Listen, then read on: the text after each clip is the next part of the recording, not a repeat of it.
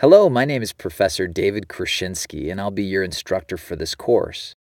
I have a bachelor's degree in chemical engineering from the University of Michigan, and I also worked as a process engineer and manager in my prior profession before receiving my PhD from Emory University's Goizueta Business School. You can call me Professor Krasinski or Dr. Krasinski, or if you prefer, you can call me Professor K or Dr. K. This is the course introduction lecture for strategic management. First, I'd like to welcome you to the course. It's really an honor and a privilege to work with you. We'll get to know each other a bit more over the coming weeks, but for now I want to give you a quick overview of this course. Strategy is a bit different from the other courses in the curriculum. Most of the other courses focus on individual pieces of a business, functional areas like accounting, marketing, finance, operations, or information systems. In contrast, this course is devoted to the entire business as a whole. By taking this holistic approach, we'll be asking the really big picture questions about how to run a business, such as, what determines the total corporate performance of an entire business enterprise? Why do some companies succeed while other companies fail? And what, if anything, can managers actually do about it? I'd like to start by discussing what strategy is. One of the many functions that a good strategy can serve for a company is to be a boundary marker that defines what the company does and, more importantly, what it does not do. Ideally, a good strategy should restrict the company, not to doing what it does best, but rather to what it does better than any other company, which may be different from what it does best. Now, the whole idea of strategy as a boundary marker really is the overall theme for this course. So then in this course, we want to think about strategy as a set of boundaries of what the company will and will not do. And these boundaries are defined by the answers to three very basic, very fundamental questions that I'll discuss one at a time. First, where do we compete? To answer this question, what we need is an attractive market opportunity. We're going to spend a lot of time discussing exactly what it is that makes a market opportunity attractive, but for now, the main point is that even if you have identified the world's most attractive and most profitable market opportunity, it will be utterly useless to you if your company doesn't have the resources required to serve that market needs better than your competitors. So that brings us to the second question. How do we compete? To answer this question, we need resources and capabilities that enable our company to serve the market opportunity better than any other competitor. These resources could be tangible, such as a diamond mine or an oil field, or intangible, such as skills, trust, or company reputation. We are going to spend a lot of time discussing exactly what kinds of resources and capabilities can give your company this sort of advantage over competitors. But for now, the main point is that the answers to these first two questions, where to compete and how to compete, together these two answers constitute what we call strategy formulation.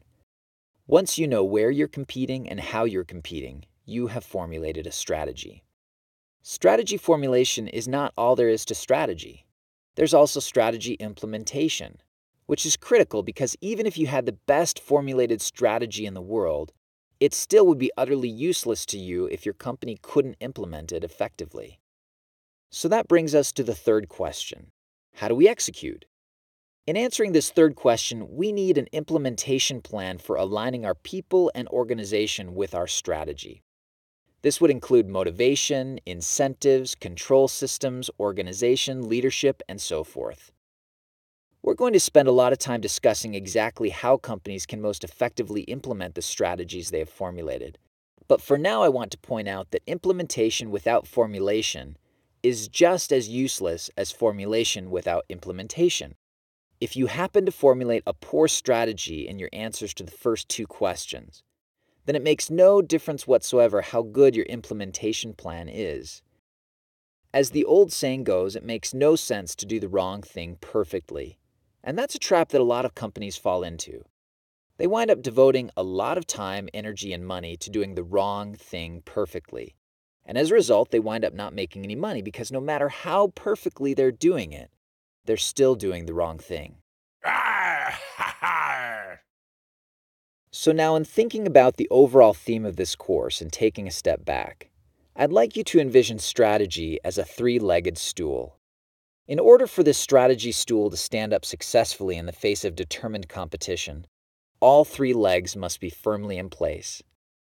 A successful strategy requires first, an attractive market opportunity, second, the resources and capabilities required to serve the needs and desires of that market better than competitors can, and third, a well-coordinated implementation or execution that aligns the people and the organization with the strategy that you've formulated.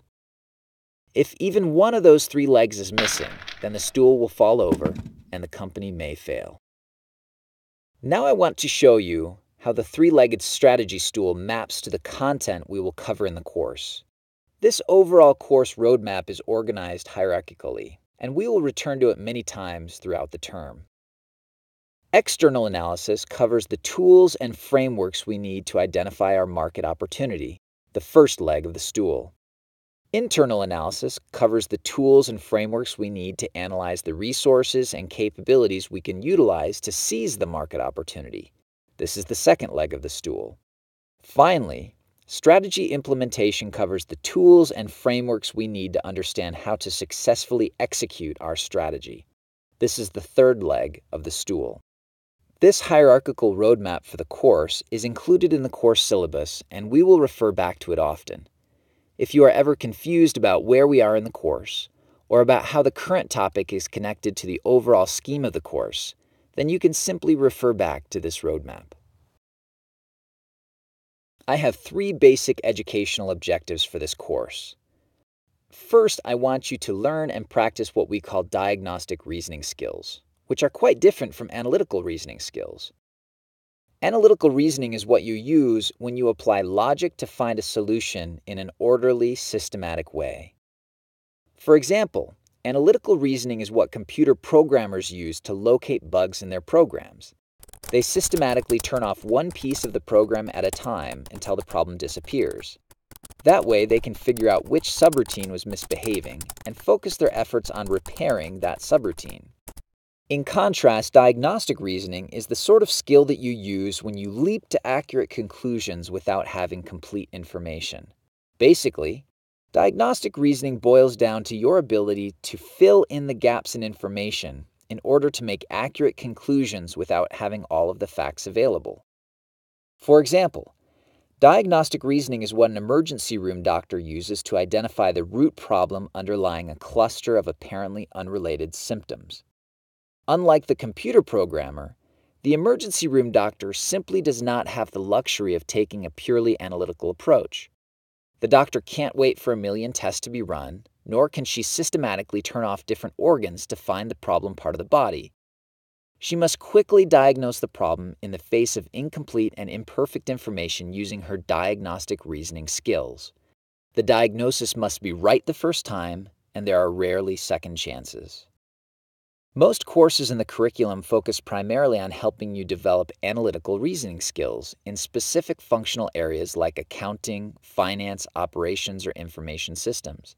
But this course is devoted primarily to helping you develop your diagnostic reasoning skills.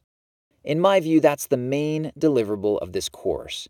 If we accomplish nothing else in your intellectual development, I will consider our time together as being successful if you can enhance your ability to apply diagnostic reasoning.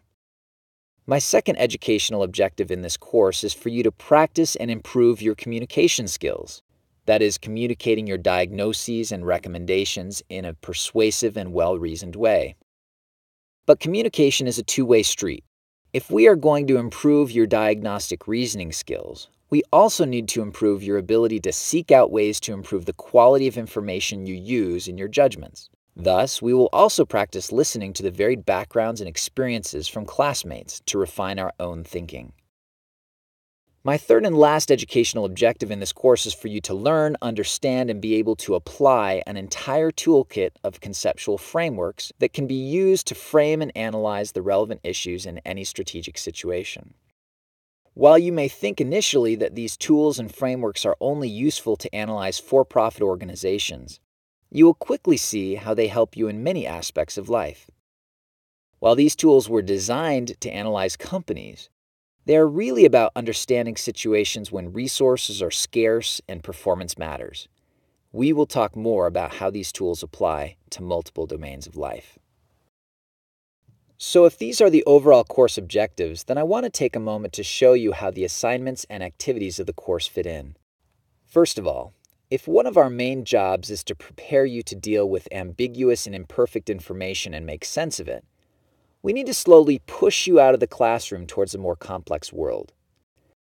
This continuum shows a very well-defined and perfect world on one end, very much like our typical classroom environment where problems and solutions are very clearly defined, and a world full of complexity and ambiguity on the other end, very much like the real world most managers live in every day. First of all, you will have an opportunity to read articles and view lectures that help you understand the main strategy frameworks.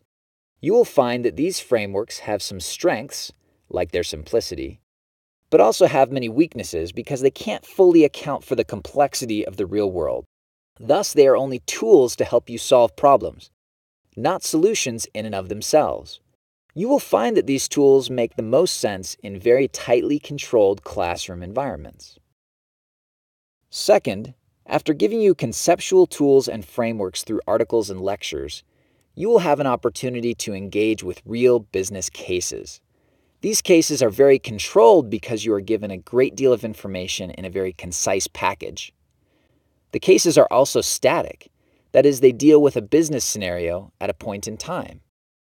However, they also add significant complexity. Some information may be missing, while other information provided may be irrelevant. The frameworks will likely help you analyze the case, but they may not apply perfectly to the cases you analyze.